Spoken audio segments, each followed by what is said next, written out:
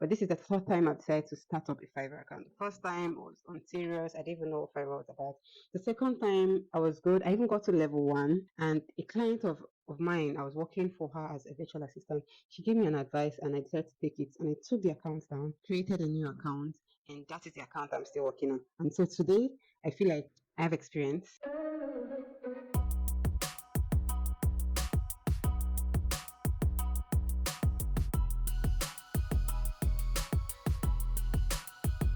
Okay, hey guys, happy 2024.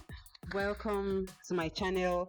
As you all know, this is Onyinye, and I know I haven't posted in a very long while. I've been so busy with the festive seasons and then getting ready for my wedding and all. But thank you very much for coming and showing up. You know, I'm a Fiverr seller. I've been on Fiverr for 4 years plus. Now, I think up to 5 years and more actually. But I'm just counting the last time I decided to join Fiverr without quitting, right? And so I'm a level 2 seller, and I became a level 2 seller sometime last year. It has been interesting. I'm just going to say interesting, right? And so today I feel like I want to share 10 things that I would do if I wanted to start Fiverr again in 2024. I don't know if I've mentioned it, but this is my third account on Fiverr. The other account no longer exists, by the way, but this is the third time I've decided to start up a Fiverr account. The first time I was on serious, I didn't even know what Fiverr was about. The second time I was good. I even got to level 1, and a client of mine, I was working for her as a virtual assistant. She gave me an advice and I decided to take it, and I took the account down, created a new account, and that is the account I'm still working on. And so today I feel like I have experience, and I can tell you after all of this, 10 things that you can do, that you can apply, especially if you want to start up Fiverr in 2024. So let's get right into it. So you would notice that I'm looking, because I have my points up here in my laptop. Yeah. So I'm probably going to be looking down. So yeah, just wanted to give you a heads up. So the first thing that I will do is to identify my strengths, right? Fiverr definitely is a service-based type of gig organization. Yeah, so Fiverr is that organization where you basically give services, right? So what you want to do is an appraisal on what you can do. I'm sorry if you heard the noise. Someone is closing it door somewhere. So anyways, what you want to do is to list out all of the strengths that you have. So what can you do? Basically, strengths can be skills, can be talents, right?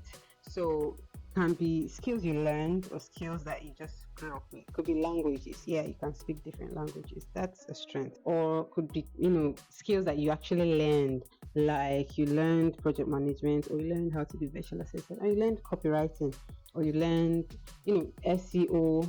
And these are different skills that some people do have and some people don't. So it's very important that you identify these skills, right? These strengths, actually. I'm not calling it a skill, right? Because it all depends, right? When I've identified the skills, the next thing that I want to do at this juncture is, say I listed 10 skills, right?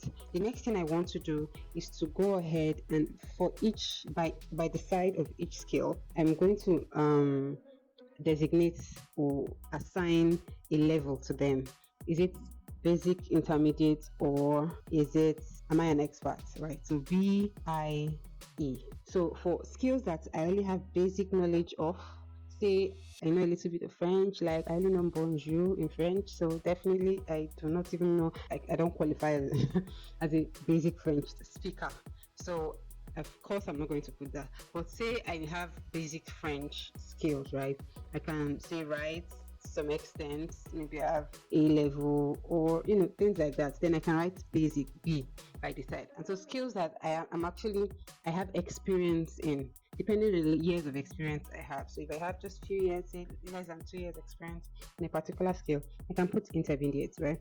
So but skills that I feel like I can sleep and even talk to you about it while I'm asleep, then I can put that I'm an expert in them. So you list all of those strengths. Remember, we wrote strengths. We're calling them strengths right now. We designate BIE to each of them, and you want to take note of the ones that are I and E. Those are the ones we're working for, because the competition is not here. There are a lot of people on Fiverr. So many people came before you. So many people started last year. So many people are still going to start after you. And there are some of us who have started years before now. There are some of us who are level 2 sellers, they are top rated sellers, and then they are new sellers like you. So the competition is not here. So you want to make sure that whatever it is you saying that you can do, you actually know how to do, right? Well, what doing is what doing well. Okay, so now for those skills that are intermediate and probably basic, but if the basic, okay, I'm just going to talk about basic skills in case if there's trend. It's going to be part of my third point, right? But some of those basic skills and the intermediate skills, you want to go and do a brush up class on. You want to make sure that you actually very sure what you're doing, right? So you want to go and learn, keep learning, don't stop learning. Even when you get to level 2, do not stop learning, right? So you want to make sure that you're very, very, very sure about them. Okay, so now I've told you the first one. The first one is identify your strengths, and the second one is upgrade, right, of skill. And now the third thing that we're talking about is research market trends. Now, because we want you to, or I'm encouraging you to work on Fiverr. When I mean market trends, it's more or less what's going on, what's trending on Fiverr. So Fiverr actually has a category where it says what's trending, right? And Fiverr is telling you, giving us that because they know that that's what buyers are searching for, right? So if you can go and learn, there was a time when AI was trending, when AI came on, and I think right before that it was Web3. People who were doing NFT arts and graphics designers who were doing that type of arts, right? And so that was what was trending, right? But there's an advantage to trends and there's a disadvantage to trends. But what I'm trying to tell you is that go check the gigs that are trending. See if there are things that you're very comfortable with learning, or there are things that you already know that you just need to take 1 or 2 classes to kind of like get better. See, if you get those trending skills, right, it's going to help you, especially because you're starting. It's going to help you start getting others. I don't know if you can hear the noise here. Plane is flying over. So what was I saying? I was saying getting those trending skills, right, on Fiverr will help you get started as quickly as possible. But if you go through the other skills that are still there, still working, but just that they're not trending, right? Those skills work. It's just that because they're not trending, it will take you quite some time to start getting gates on them. I need to charge my laptop first. So now the next pro tip that I'm going to give you, in addition to researching market trends, I'll give it to some of my friends that I teach about Fiverr, is go and if you remember those skills that we're intermediate or experts on, go and type them. Actually say, okay, if I wanted to go find someone who, I'm a graphic designer, right, and I want someone who do my flyer, don't want logo, someone who will do my flyer for a party, and the party is a birthday party for my 70-year-old mom, which means I plan to invite so many elderly people because they are friends, so many cousins, elderly cousins, right? Who would I want? How would I search for a graphic designer that will do that type of job for me, right? So it means, so whatever it is you think in your head, graphics designer, right? Whatever it is that came up to your head, meaning I just did this. Type it up on go to your Fiverr account, switch over to a buyer, right? Flyer, I don't know, whatever it is that comes to your mind, and see the people that show up on the first page. I want you to click on 5 people that show up on that first page. Open a new tab on each of them, and I want you to study 5 of them. What are the differences in their gig? What is it that they are doing that is best? Try to criticize. You're there because you want to criticize them. What are they doing well? What are they not doing well? Make sure you write down all of the things that they're doing well, and the things that they're not doing well, you're going to add it to your own gig. Remember, you're new. These people probably have up to 1K orders or 50 others that they've gotten reviews from. So you need to make sure that you have an edge, right? You have an edge. So it's important that you research those people who are in that line of work that you want to go into. Figure out what they are doing well, take note of it, and use it later. Okay. So our 4th point is to create your unique offering. So definitely after looking at those other people, right? After looking at all those other people, I'd like you to offer what they are offering. I'd like you to offer whatever it is they're offering. And what you want to do is make sure you have that. Remember what I said? I said take note of what they're doing well and what they're not doing well. What you feel. Do you think they are too expensive? Do you think they take too long to deliver? Maybe they say seven, to deliver in 7 days. Or do you think that some part of their offer is too ambiguous? You can do this in 2 hours, right? So take note of that. And so when you are creating that your gig, your offer, make sure you add that part, right? So you're going to do all of the things these other people are doing, plus your own ideas, and that you're going to do it in 2 hours. That's what you know. So that is more or less our unique point. Right? I would say trying to niche down would help, but I think sometimes, right? For me, I've noticed that when it comes to Fiverr, I experiment. I'm always experimenting. I'm on Fiverr, yes. I have this one gig that I've been doing. Well, I've done for a very long time, but I usually experiment from time to time with my keywords. So sometimes I change my keywords, sometimes I change some things in my description, in my offer, just to see whether it will increase people chatting me up or not, right? So you want to be open to monitoring your analytics, right? So if you change it to this, do people, does it increase the impressions you get or not? Does it increase the click-through rates, the clicks you get, or do people order more if you do this kind of thing, right? So I'm always open to experiment, definitely. Okay, so that is a pro tip for creating your offer. And okay, number five is optimize your profile. Optimizing your profile is very, very important. Like, I mean, anyone who has some sort of social media knows how important your profile is. But what is important here is that, remember, when you start when you start Fiverr newly, Fiverr only gives you 3 gigs, right? If you want to use up those 3 gigs, that's good, that's fine. Just make sure they're in the same industry so that you're not far apart. Now, why I'm saying this is because I want your profile to convince people that your gig is wonderful, that you can deliver on what you've said on your gig. What do I mean? Probably, yeah, I went to school, I went to university, I studied plant science and biotechnology. I didn't practice it. I went on to do my master's at some point. But what I'm trying to say is that information is not required in my profile. Okay, I am a virtual assistant, I'm a project manager. Now, whatever it's going to be on my profile should be something that reflects that, oh, I have experience in business development or event planning for over 4 to 5 years now, right? And so now that is my profile, that's my bio. So when people come onto my bio and come onto my gig, they feel like, oh yeah, this person. But if my gig, there was a time when I didn't know stuff. My gig was saying, I am what did he even say? I am a tailor. That was when I was sewing. So I'm a tailor. I have I also, at that point, I think I was also selling earrings. So I don't know if I put that I was a tailor and I also had earrings. Now those things they do not have anything to do with that profile, because it has nothing to do with my gigs. But if my gig had something to do with me doing fashion illustrations for people, right? So I could draw diagrams for people and as a service to them. Then my gig saying that I've been a tailor for 5 years would support that. Okay, so yeah, that's what I mean by optimizing your profile. Okay, so the number 6, utilize keywords. Like, I've talked about it somehow, but keywords are important, right? So before you create your title for your gig, you want to make sure that you are in the right frame of mind of the person who wants to buy that thing. Yeah.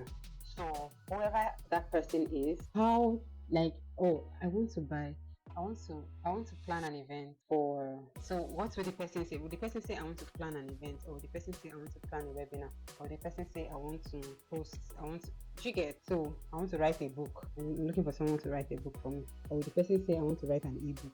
It's important. Or would the person say I want to, just make sure your keyword is like on fleek. And one thing you can do to do that, as I said, but this time you want to go and search your category, your industry on Fiverr, and search it category by category.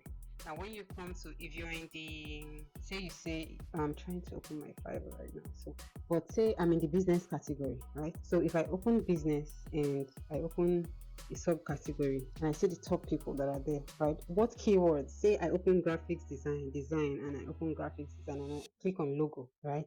What keywords are the people who do logo designs do? Definitely logo has to come up there somewhere. So, but apart from logo, what other keywords do they add to that to make it attractive? So not just adding the keywords in the gig title, you have to add the keywords in your gig description. Yeah, so that is that. Okay, now number 7, we have 3 more to go. So number 7, you have to set realistic prices, right? A friend of mine, not friend, well, she's not a friend. She met me on LinkedIn and said she wanted to start Fiverr. She was on Upwork. Upwork isn't that working for her. Now, some people, right? I don't say Upwork is not working for some people. I know someone who Upwork is actually her major freelancing platform. But for some of us, Fiverr is, right? And she said she wanted to create a gig on Fiverr. And she finished creating the gig and she put $25 and $30. And I said, other people, that the best people, when you click, if you search that gig, what are they doing? I said that they are doing $25 and $30. You said then do less, right? Because you can't compare to them. They have reviews, they have good reviews, so they have experience, not just experience outside of Fiverr, but Fiverr experience, right? So you can't compare yourself to them. They are probably a level 1 person which has some sort of credibility, but you are not, so you can't compare yourself to that, right? So make sure you bring your prices down. That's how I started. I put my prices down to the lowest patience. Then over time, I think when I got to my 20th gig, not just gig, reviews, because most people who buy from you don't need reviews because they are busy with their lives. I get it. So until I got my 20th reviews or 10 reviews, I can't remember. Then I switched up my prices. Okay. So at that point, those reviews there can, support my price. And then at some point again, I increased it. Number 8, create a portfolio. Portfolios are important, and the reason why I found out that portfolios was important is because there was a client that I worked for as a VA, and as a VA I helped her search for a social media team. She wanted to do something and she needed social media freelancers, and so I was tasked to go out to Fiverr and look for the best based off of a description. So we wanted people who are specialized on LinkedIn. So there are a lot of Facebook and Instagram people, but there were a few people who just specialized on LinkedIn, and that was good. That was the first time for me to click on them and chat them up. But the second part was that my clients, because I was working for my client, right? And so yes, the person had good reviews. Yes, the person has, was a level 1 seller or something like that. But I needed to report back on my client why I chose this person. And so my client requested that the person send some sort of portfolio. You don't really need a CV, but portfolio to show that, okay, this is what you've done before, and this is where you started, and this is where you what results you got for that client. And that was where the problem was. I can't believe that some people just sent links, right? Some people just sent links and said that those were their portfolios, but that's not a portfolio. It is. Probably I'll do a video. So tell me if you want me to do a video of what a portfolio will look like, and tell me your industry definitely, and I'll do a video about that. But back to what I was saying, clients need portfolio. So given my type of work, my portfolio will be different from what a web designer does or what a social media manager does. So these different jobs have different types of portfolio, or even a photographer or a graphics designer, portfolios differ. So make sure you have a portfolio. If you're new, you need a portfolio. I think a portfolio is what will make you get more jobs. So once people chat you up, you'll be able to, once they start second guessing, you can tell them, oh, I can send you my portfolio, right? And so niching down will help, because at that point niching down will help. Because I know one time I was tasked to get a web designer. My client didn't want a WordPress web designer, and the web designer that I got sent me sites that he did through WordPress, right? You get. So now, if you're niching down to, I think she wanted at that point a Wix designer, and so she needed someone who had a portfolio on the Wix websites they had done through it. So who knows? Anyways, just make sure you have a portfolio. It will help you. 9th tip is offer consultations, free consultations.